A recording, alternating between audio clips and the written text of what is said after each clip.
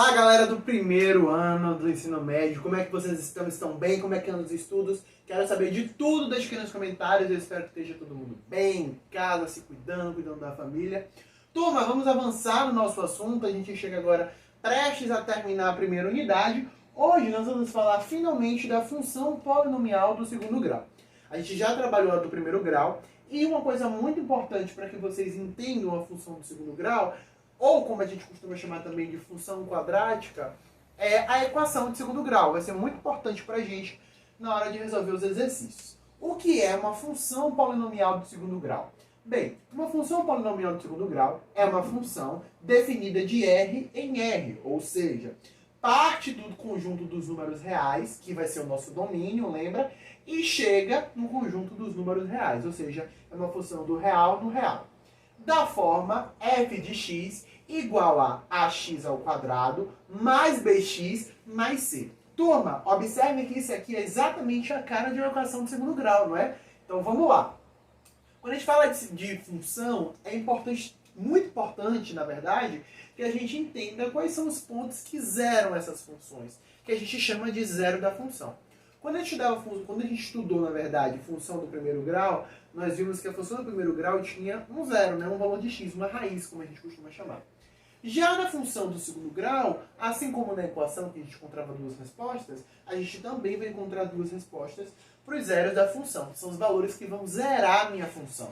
E como é que a gente acha o zero da função? A gente vai pegar a nossa função e igualar a zero. E como é que resolve isso? Vai cair no caso de equação de segundo grau, não é? Como é que resolve a equação de segundo grau? Por isso que eu coloquei aqui, ó, o lembrete. A gente precisa calcular a forma de Bhaskara. Menos b mais ou menos raiz de delta dividido por 2a. Onde delta, que é o nosso discriminante, ele vai ser dado por b ao quadrado menos 4ac, tá? Os coeficientes estão aqui representados. A vai ser o coeficiente que vai estar na frente do x quadrado. B, o coeficiente que vai estar na frente do x. E C, o termo independente, tá? A gente chama de coeficiente determinante e C de termo independente. E aí, botei aqui de verde algumas observações importantes, tá? Se o discriminante for maior do que zero, nós vamos ter dois zeros da função, tá? Duas raízes distintas, diferentes, dois valores de x que vão zerar a minha função.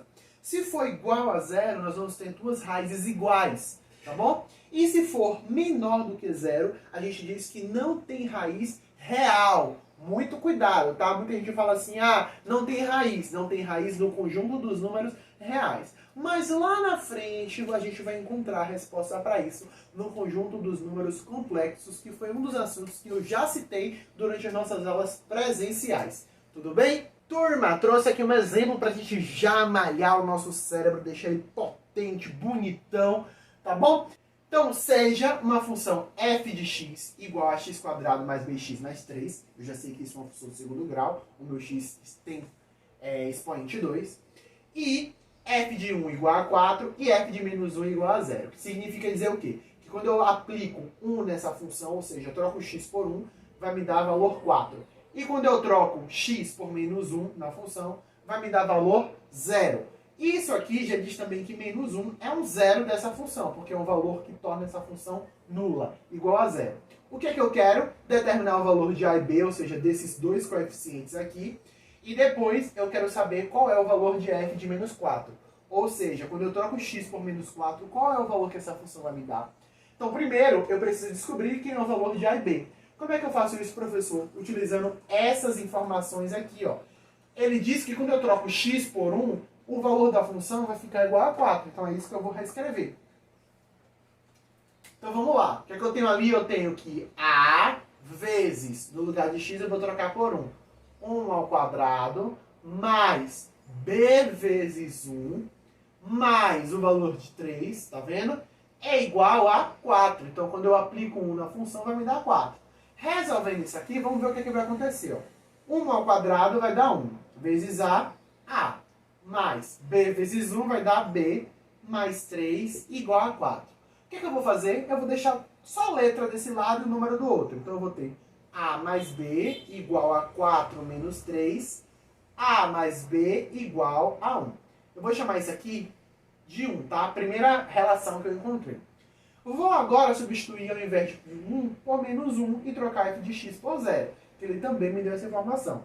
Então o que é que eu vou ter ali? Eu vou ter aqui, vamos lá comigo, ó, a vezes menos 1 ao quadrado, mais b vezes menos 1, mais 3, agora vai ser igual a 0.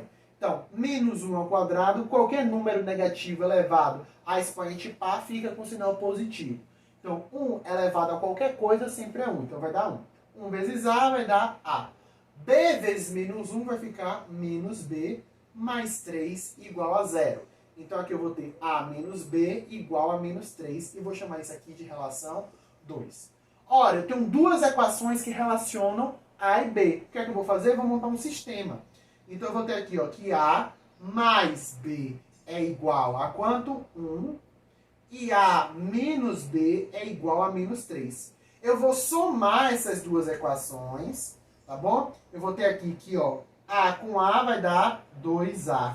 Mais b com menos b vai dar 0, ok? Igual a 1 mais menos 3. Ora, somas de números com sinais diferentes, eu subtraio e conservo o sinal do maior.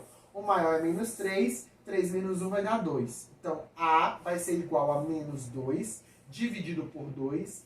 A vai ser igual a menos 1. Já achei o valor de a. Falta achar o valor de b. Vou fazer de laranja para não ficar tão confuso. Como é que eu acho o valor de b? Eu pego esse meu valor de a e substituo em qualquer uma dessas aqui, ó. Vou substituir nessa primeira. Então vai ficar menos 1 mais b é igual a 1. Vou passar esse menos 1 para o outro lado. b é igual a 1, mais o quê?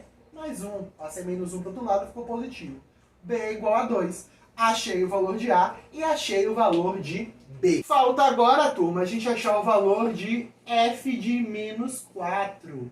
Que vai ser como? Ora, ele já deu a lei da função aqui. Então, no lugar de x, eu vou colocar agora menos 4. Eu já sei quem é a, que eu já encontrei aqui, e eu já sei quem é b, que eu encontrei aqui. Então, o valor de a é quem? Menos 1. Então, menos 1 vezes menos 4 elevado ao quadrado, tá vendo?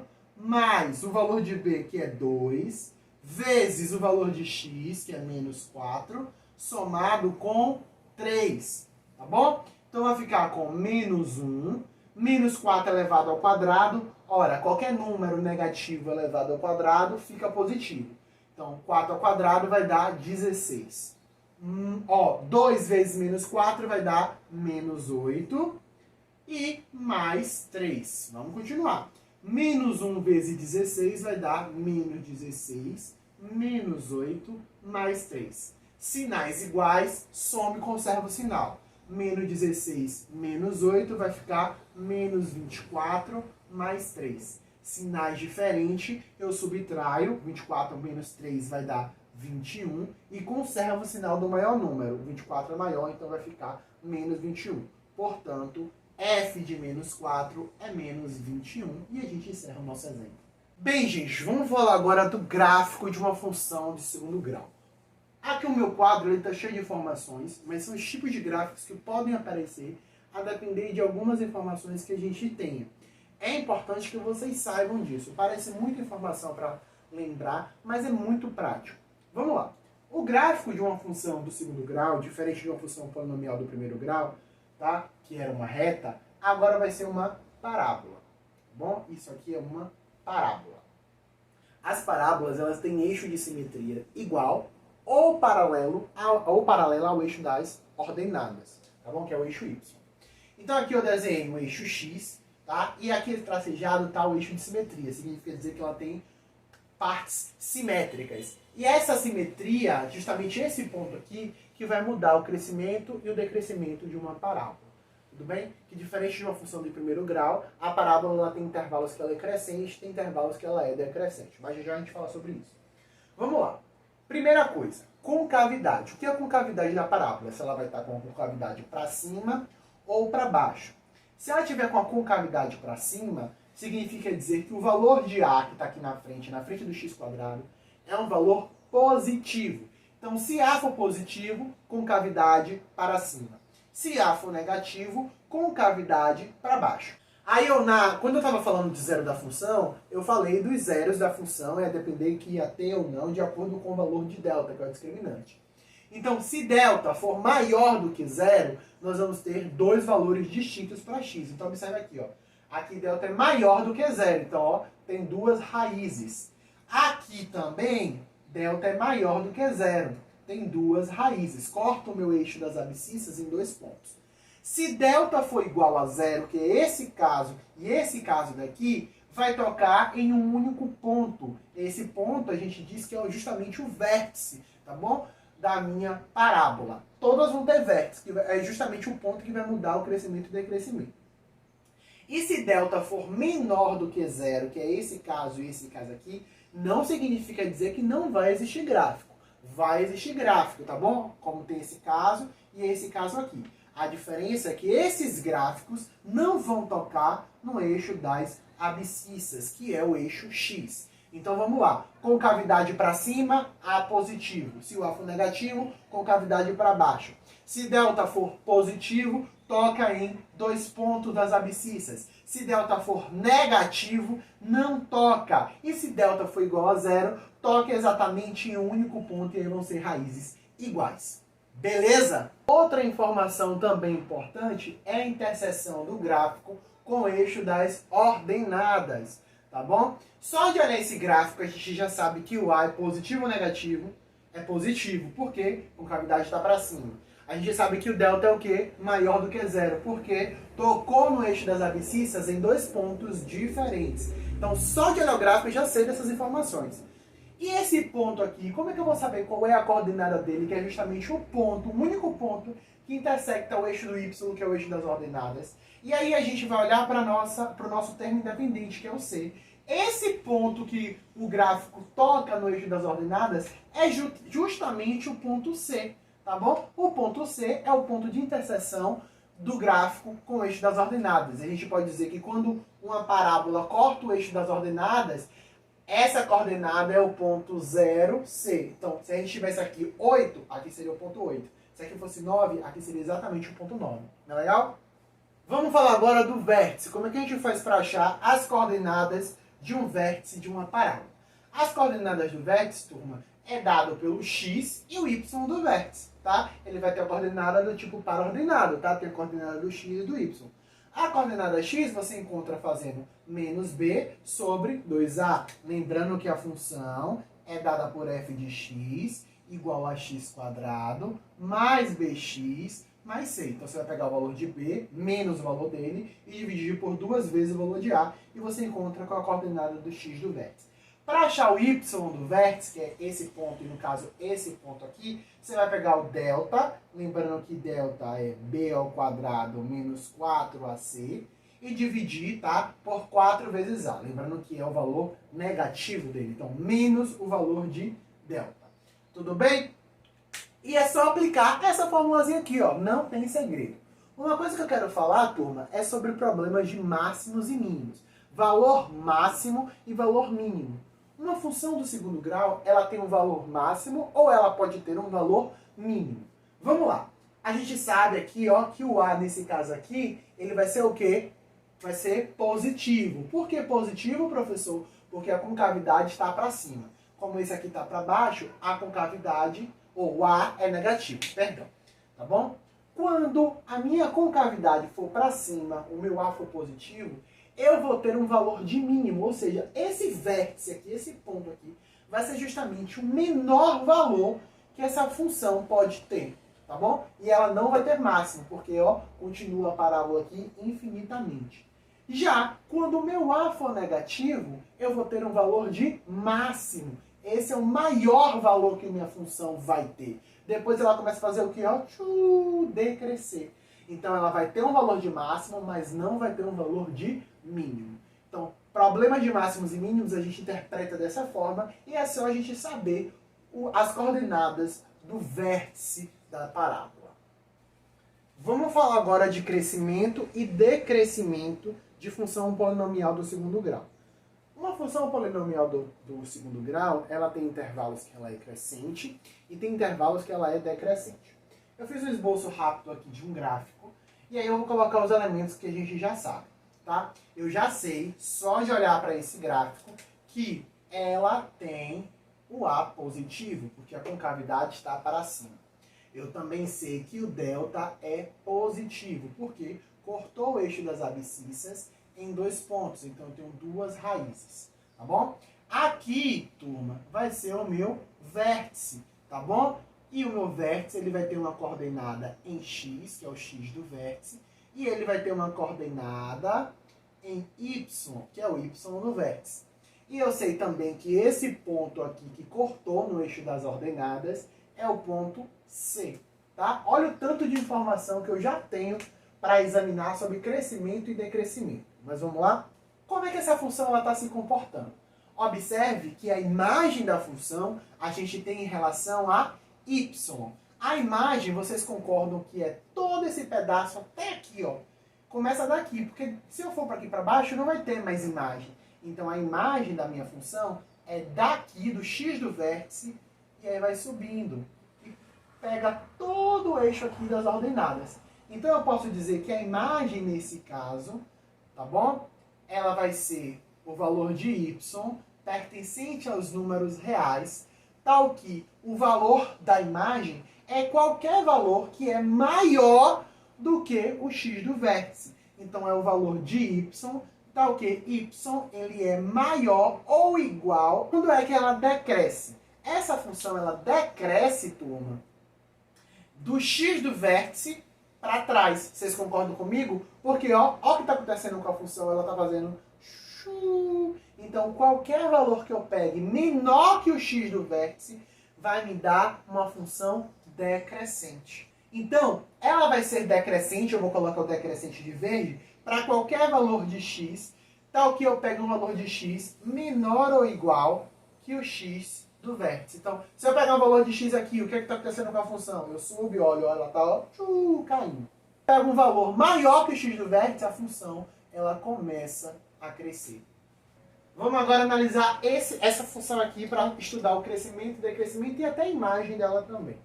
Vamos lá, só de olhar para essa função, eu já sei que o A é negativo, porque a concavidade está para baixo. Eu sei que o delta vai ser positivo mais uma vez, porque ele tem 2 raízes, tá? Aqui vai ser x1 e aqui vai ser x2, 2 raízes diferentes. Aqui vai ser o meu vértice, que vai ter coordenada xv, e aqui YV. Para eu saber quais são esses valores, eu aplico as fórmulas que eu acabei de mostrar para vocês. E esse ponto aqui que corta no eixo das ordenadas é justamente o ponto C. O que é que eu quero estudar primeiro? Quem é a imagem dessa função? Observe que se eu pego um valor acima agora de Y do vértice, não vai ter gráfico. Ele só vai ter gráfico para todo valor que eu pego abaixo do Y do vértice. Então, para qualquer valor que eu pegue aqui embaixo, ó, vai existir gráfico, vai ter imagem, alguém de x vai ter imagem. Então eu posso dizer que a imagem dessa função é os valores de y reais, tal que y é um valor menor ou igual que o y do vértice. Então qualquer valor que eu pegue igual ou menor que o y do vértice, eu vou ter uma imagem, eu vou ter gráfico. E como é que é o crescimento e o decrescimento dessa função? Vamos lá. Como é que ela cresce? Ela começa a crescer assim, ó. Então, ela cresce para qualquer valor que eu pegue menor que o x do vértice. Ó, se eu pegar aqui atrás, a função está crescendo. Se eu pegar o x1, a função está crescendo. A partir do momento que eu pego qualquer valor depois que o x do vértice, a função começa a cair. Então, eu vou botar de vermelho, tá? Ela cresce para qualquer valor de x menor ou igual que o x do vértice, ó. E como é que ela decresce? Vou botar de laranjinha aqui, ó. Ela decresce para qualquer valor de x, desde que esse x seja um valor maior ou igual que o x do vértice. Se eu pego um valor aqui, a função começa a decrescer. Gente, vamos lá. Trouxe aqui um exemplo para a gente fazer o gráfico dessa função aqui, ó. f de x igual a x² menos 6x mais 8. Só de olhar o gráfico, eu já sei Só de olhar a função, eu já sei algumas informações. Primeira coisa, eu sei que ela tem a concavidade para cima, porque o meu A é positivo. A outra informação que eu tenho é que ela corta o eixo das ordenadas no ponto 8. O que é que eu preciso achar? Quem são as raízes dessa função? Então vamos encontrar os zeros, tá bom? E aí como é que eu faço? Eu pego a minha função e igualo ela a zero. Então vamos lá, vamos descobrir quem é delta primeiro. Delta é b ao quadrado, então menos 6 ao quadrado, menos 4 vezes o valor de A, vezes o valor de C. Então delta vai ser igual a menos 6 ao quadrado vai dar 36, menos 4 vezes 1 é 4, vezes 8, 32. Então delta vai dar 4. Achei um delta positivo, maior que zero, então já sei que vai ter duas raízes reais e distintas. Então agora a gente vai aplicar na fórmula de Bhaskara. Então, menos o valor de B, mais ou menos raiz de delta, que nesse caso é 4, que encontramos aqui, dividido por duas vezes o valor de A. A vale 1. Então, menos com menos 6 vai dar 6, mais ou menos raiz de 4 dá 2, dividido por 2. Então, x uma linha. Quem é 6 mais 2? 8, dividido por 2 vai dar 4. X duas linhas. Vamos lá? 6 menos 2 vai dar 4, dividido por 2 vai dar 2. O que é que eu vou encontrar agora, turma? As coordenadas do vértice. Lembrando que o vértice da função é dada pelo valor de menos b sobre 2a e menos delta sobre 4a. Vou encontrar primeiro quem é o x do vértice. O x do vértice vai ser menos, o valor de b vai ser menos 6, dividido por duas vezes o valor de a. Então, menos com menos 6 vai dar 6, 2 vezes 1 vai dar 2, 6 dividido por 2 vai dar 3. Então, eu encontrei a coordenada do x do vértice. Y do vértice vai ser menos o valor de delta. A gente já calculou delta aqui. Então, vai ficar menos 4 dividido por 4 vezes o valor de A, que é 1. Então, vai ficar menos 4 dividido por 4. Menos 4 dividido por 4 vai dar menos 1. Então, a coordenada do vértice vai ser o ponto 3, menos 1. Ok? Pronto. Com essas informações, a gente consegue fazer o esboço do gráfico. Pronto. Desenhei aqui o meu plano cartesiano e eu vou marcar alguns pontos importantes para a gente esboçar esse gráfico. Vamos lá. Primeira coisa, eu vou marcar as raízes. As raízes é 4 e 2. Então, 2 vai estar mais ou menos aqui e o meu 4 vai estar mais ou menos aqui. Eu sei que no eixo das ordenadas, o meu gráfico vai tocar no ponto 8. Então, eu vou desenhar o ponto 8 aqui. Então, eu já sei, tá, que o meu gráfico vai ter basicamente esses pontos. Vou marcar agora as coordenadas do y e x do vértice. X do vértice é 3. Ele vai estar aqui, né, entre 2 e 4. E menos 1 vai estar aqui. Então, o meu vértice vai ser esse ponto aqui. Pronto. Agora é só eu desenhar o meu gráfico.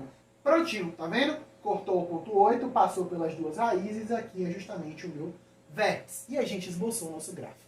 Turma, vamos fazer o seguinte, dá uma pausa agora, vai beber uma água, fazer um lanche rápido e a gente vai continuar a nossa aula na parte 2 do vídeo, que já está aqui no canal também e vai estar aqui na descrição. É só você clicar aí para a parte 2 desse vídeo, que é muito importante também, onde a gente vai estudar os sinais da função de segundo grau. Beleza?